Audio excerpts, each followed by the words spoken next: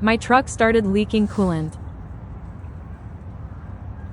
I guess the one thing I could do right now is try and relieve the pressure a little bit. Hopefully it stops pissing.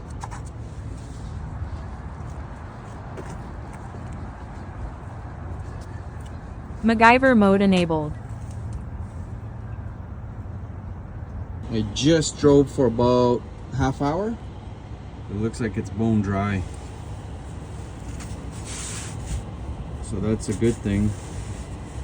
There's your repair.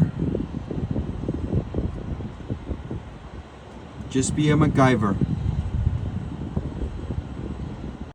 I just got the whole line replaced. As you can see right there, that's the one. That probably would have corroded somewhere down the line. So I just got it replaced. That line goes all the way to the other side of the engine.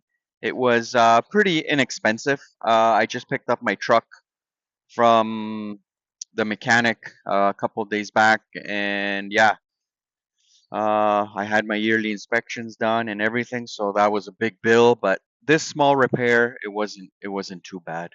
So stay safe, guys, and always be prepared for any small repairs just to get you home for the day.